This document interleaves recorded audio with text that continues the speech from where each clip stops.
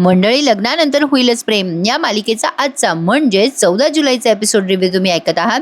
प्रेक्षकांनो, आज मालिकेत नुसती झापाझापी आहे बरं का. काव्याने रम्याला झापलं, तिकडे जीवाने त्या आर्याला झापलं. लय मजा आली बॉस आज. काल आपण पाहिलं की हा पार्थ मस्त मजा घेत होता. रम्या त्याचं डोकं पुसत होती तेव्हा काव्याने येऊन ते पाहिलं आणि दिलं झापून त्या रम्याला. आणि हो, पार्थला पण झापलंय बरं का. बघा तर मग काय झालं. काव्या रम्याला बघते आणि तिचा हात धरून तिला बाजूला ओढते. ते पार्थ आता म्हणतो, रम्या तू. काव्या म्हणते, तुम्हाला कळलं नाही, मागे रम्या उभी राहून तुमचे केस पुसते. रम्या हसत असते बरं का. पार्थ म्हणतो, अरे बापरे, मला माहित नव्हतं ही रम्या होती. तुमची शपथ घेऊन सांगतो. नाही, रम्या शपथ नाही खरंच. अहो, आपल्या स्केचची शपथ, काव्यावर त्याची शपथ, मला माहिती नव्हतं हे सगळं. अहो खरंच. काव्या आता जरा चिडते. रम्या या दोघांकडे बघायला लागते. लगेच आता काव्या म्हणते, ए चल लिसन, इकडे बघ, माझ्या हाताकडे बघ. माझ्या हाताला मेहंदी लागलेली दिसते का तुला रम्या? रम्या म्हणते, नाही काव्या. काव्या म्हणते, मग मी पुसून दिले असते ना माझ्या नवऱ्याचे केस. तुला कोणी आमंत्रण दिलं होतं इथे यायला? त्यावर रम्या म्हणते, तू पार्थला किती वर्षापासून ओळखते काव्या? काव्या म्हणते, 2 वर्ष. त्यावर आता रम्या म्हणते, अगं मी तेव्हापासून ओळखते जेव्हापासून मी 2 वर्षाची होते. आणि मला माहिती आहे ग. अगं, पावसात भिजलेलं पार्थला सहन होत नाही, त्याला सर्दी होते आणि एका मागून एक लगेच पार्थ शिंकायला लागतो बरं का प्रेक्षकांनो. दिस इज टू मच. लगेच आता काव्या रागाने बघते तेव्हा तो त्याचं तोंड दाबतो.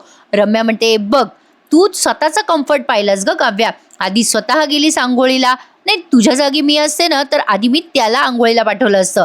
त्यावर काव्या हिला झापते आणि म्हणते, ए रम्या, तू माझ्या जागी असतीस तर ना.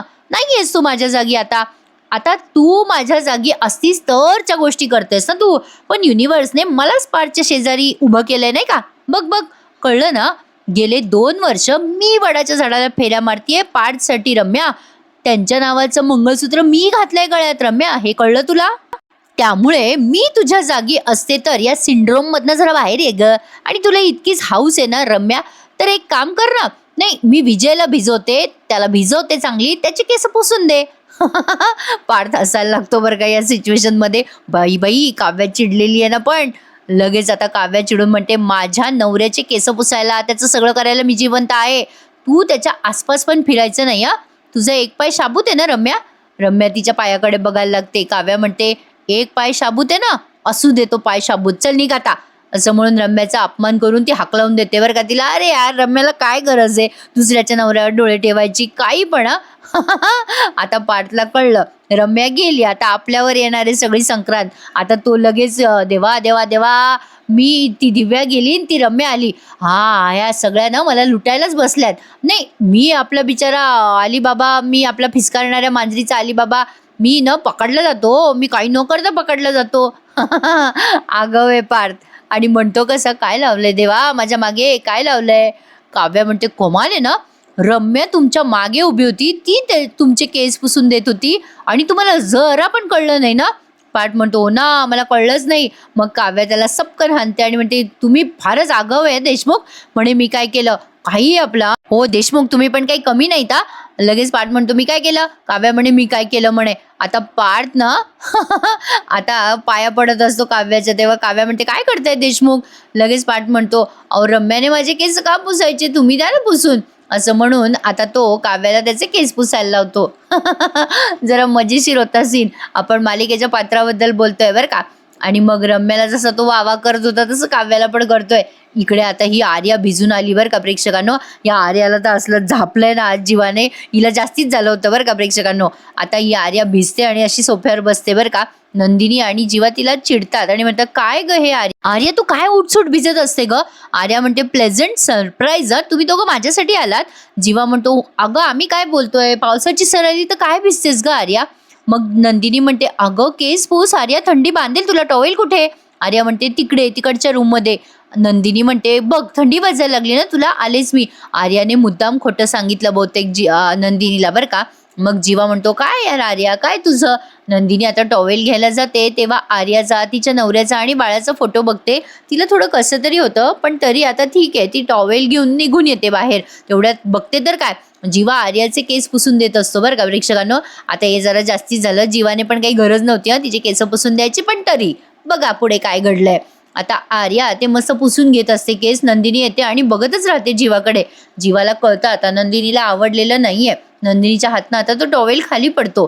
नंदिनी टॉवेल उचलायला जाते तेव्हा म्हणते की सॉरी, नाही म्हणजे मी हा टॉवेल आणतच होते.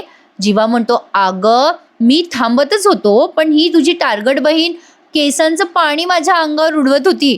लहान आहे का ही, डांबरट आहे एक नंबरची. अगं हा दुपट्टा दिसला इथे म्हणून मी केस पुसले हिचे. अगं जरा शांत बसेल ना एका ठिकाणी, आणि सर्दी वगैरे झाली तर हिला. लगेच आर्या म्हणते अच्छा असं असं उडवत होते का मी तुझ्या अंगावर केसांचं पाणी, असं म्हणून आर्या त्याच्या अंगावर पुन्हा केसांचं पाणी उडवत असते. ही मुद्दाम करत असते बरं का प्रेक्षकांनो, नंदिनीला जेलसी व्हावी म्हणून. आणि आता पळायला लागते इकडे तिकडे जीवाच्या मागे मागे, आणि जीवा तिच्या मागे मागे. हे दोघे दावादावी खेळताय नंदिनीच्या समोर, आणि जीवाला अचानक लक्षात येतं की आपण हे जे काही विचित्र वागतोय ते नंदिनीला आवडत नाहीये. जीवा आता नंदिनीचा तो चेहरा बघून म्हणतो काय झालं, सॉरी चिडलीस का तू. लगेच आर्या म्हणते तुला म्हटलं होतं ना मी, अरे हिला सवयच आहे चिडायची रुसायची. काही झालं की रुसते काय चिडते काय, हिला कोणी काही बोललं ना की ही रुसते. पण ही जर कोणाला काही बोलली लेक्चर दिलं तर आपण बाबा काही नाही बोलायचं. हिचं असंच आहे नेहमीच आहे.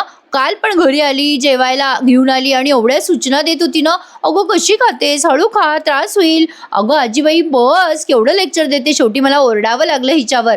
अगं बघ नंदिनी जन्मजय कसा आहे. आता लगेच जीवा ओरडून म्हणतो ए बस बस झालं आता, हाऊ डेअर यू, तू माझ्या नंदिनीला असं बोलूच कसं शकतेस ग. आर्या घाबरते ना आता जीवाचा तो अवतार बघून. आर्याला कल्पना नव्हते जीवा असं काही ओरडेल तिच्यावर म्हणून. पण प्रेक्षकांनो आता आर्यानं, आता मी काय शब्द वापरू तुम्हीच सांगा मला. आर्या आता जीवाला या लुकमध्ये पण हॉट वगैरे समजते. आता इकडे बघा यार या पार्थला कोणीतरी ऑफिसमध्ये पाठवा रे, कामधंद्याला लावा याला, या घरीच पडून असतो, काय प्रॉब्लेम आहे याला. ती काव्या मस्त त्याचा भांग पाडून देत असते आणि म्हणत असते क्यूट दिसताय आता तुम्ही. रम्या त्याच्यावर लाईन मारू नये म्हणून तो आता मोबाईलमध्ये स्वतःचा भांग पाडतो आणि म्हणतो एक काम करा ना काव्या, एक काम करा ना, मला असं त्रिकोणी रुमाल करून काजळ गंध लावा. नाही म्हणजे बेबोसाठी तयारी करताय तर. मग काव्या म्हणते गप्प बसा. आता पार्थ म्हणतो झोपा आता, काय करून ठेवता हे. आता तेवढ्यात हे झोपाच्या तयारीत असणार तर ते बाळाचा फोटो खाली पडतो, त्यामुळे काव्याला टेन्शन येतं.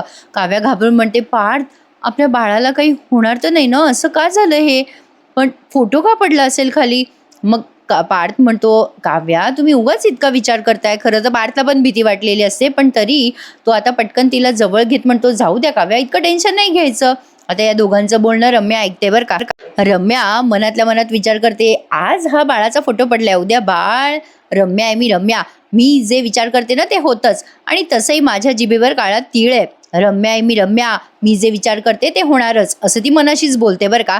आणि उगाच विघ्न संतोषीपणा करत असते. तर असो आता इकडे जीवा बघा या आर्याला कसा झापतो, आणि ती आर्या आता चिडते बरं का, पण ती आज नाही दाखवत, हे आता आपल्याला उद्याच्या भागात दिसणार आहे. आता जीवा म्हणत असतो काय यार अशी कशी ही. नंदिनी म्हणत असते जीवा तिला बोलू नका ना प्लीज. आता जीवा म्हणतो अरे पण तू असं काय करतेस यार, अरे तू इतकं बोलणार नंदिनीला, इतकं काय, तिला काही कामधंदे नाही आहेत का म्हणून ती तुझ्याकडे येत असते का तिला डोकं नाहीये. नंदिनी म्हणत असते जीवा थांबा ना, असं का बोलताय तुम्ही तिला. त्यावर जीवा म्हणतो बघ आर्या बघितलंस का, तू वाटेल तसं बोलतेस तिला, पण ती मला सांगते की बोलू नका हार्श म्हणून. त्यावर आर्या म्हणते मला सूचना दिलेल्या आवडत नाही म्हणून इरिटेट झाले मी थोडीशी. त्यावर जीवा म्हणतो थोडीशी इरिटेट झाली तू, सिरियसली आत्ता काय काय बोललीस तू यार तिला. अरे ठीक आहे हे बघ आपली काल परवाची ओळख आहे, पण ही नंदिनी हीच मुलगी आहे जिने तुला नवा जन्म दिलाय. हिच्यामुळेच तू त्या व्यसनमुक्ती केंद्रातनं बाहेर आलीस ना, तुझी घसरलेली गाडी रुळावर आली हिच्यामुळेच ना. आणि तू काय करतेस गा आर्या, घालून पडून बोलतेस नंदिनीला. अगं दिल्या असतील तिने 4 सूचना, तुला चांगल्यासाठी दिल्या ना तुझ्या, का वाईटासाठी दिल्या. नंदिनी शेवटी म्हणते जाऊ दे ना जीवा, राहू देत ना. जीवा म्हणतो राहू देत नंदिनी.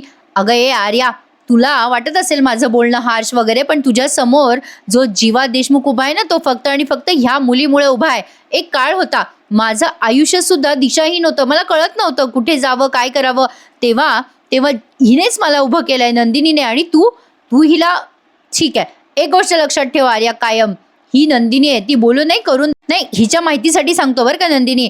हे बघ आर्या तू घरचं जेवतेस, चमचमीत जेवत नाहीयेस, तुला साधं खावं लागतंय, सगळं चमचमीत खातायत असं तुला वाटू नये म्हणून नंदिनी सुद्धा तुझ्यासारखं जेवण जेवते, माहितीये तुला. नाही म्हणजे बाळ येईपर्यंत ती सुद्धा बाहेरचं काहीही खाणार नाहीये, कारण ती स्वतःला बाळाची आई मानते. अगं मानते काय, ती आहेच आमच्या बाळाची आई. अगं तू आहेस का, मानतेस का स्वतःला आमच्या बाळाची आई. नाही नाही, मानत असतीस तू, जर असं मानत असतीस ना तर तू अशी वेडेचाळे करत पावसात भिजायला गेलीच नसतीस आर्या. आणि त्यानंतर त्यापेक्षाही महत्वाचं, नंदिनीला तू असं काय बाय बोललीच नसती. नाही, मला हे अजिबात पटलेलं नाहीये. आता आर्या रडायला लागते बरं का. मग नंदिनी म्हणते, जीवा प्लीज राहू द्या ना, आता बस करा ना. आता जीवा थोडासा शांत होतो आणि म्हणतो, हे बघ आर्या, रडायची वगैरे काही गरज नाहीये. ठीक आहे, आय एम सो सॉरी. पण हे जे काही तू बोललीस ना नंदिनीशी, ते मला आवडलेलं नाहीये. मी तुझ्याशी हार्श बोललो त्याबद्दल मी सॉरी म्हणणार नाहीये. कारण तू आमच्या बाळाची सरोगेट मदर आहेस, त्यासाठी मी तुझा आयुष्यभर ऋणी राहील ग.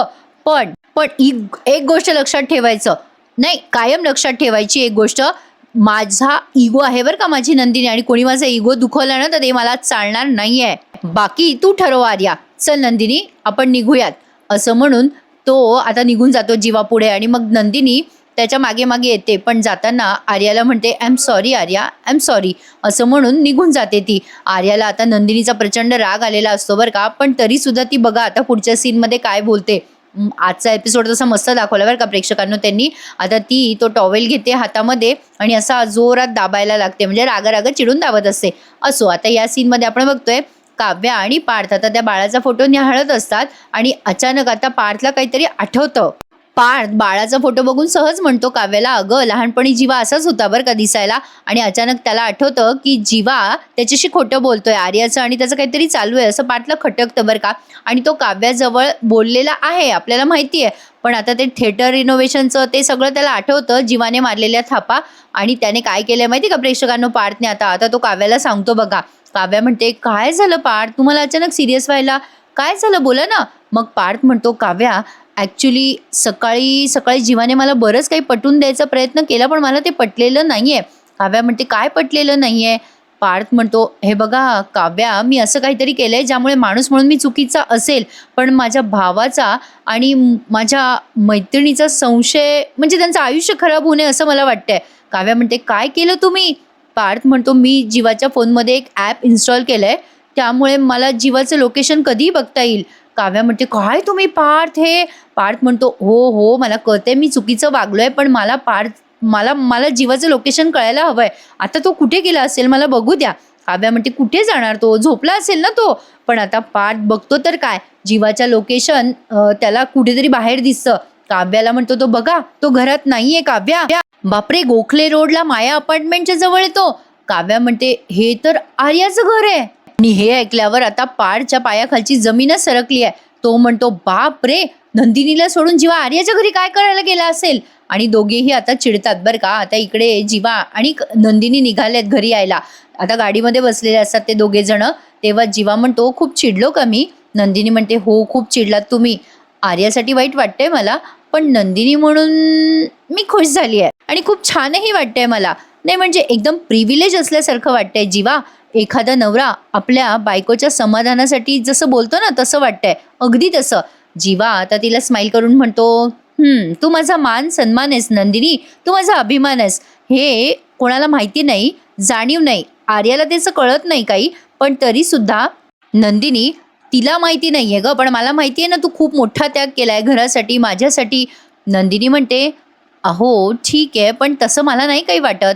जीवा म्हणतो, ठीक आहे नंदिनी, अगं तू खोटं पोट घेऊन वावरते, सोपी गोष्ट नाहीये ती. अगं आई तुझ्या पोटाला रोज अंगारा लावते नंदिनी, एखादं विष पचवावं ना तसं हे हे आतलं सत्य तू आत लपवून ठेवतेस आपलं. नंदिनी, त्यामुळेच मी तुझ्या खूप प्रेमात पडलोय ग. तू हे सगळं जे करतेस ना ते खरंच खूप आहे, आणि मी तुझ्याच मान सन्मानासाठी कोणाचंच बोलणं ऐकून घेऊ शकत नाही, अगदी आर्याचं सुद्धा. असं म्हणून तो नंदिनीचा हात हातात घेते, पण आता जीवा नंदिनीचा हात हातात घेतोय.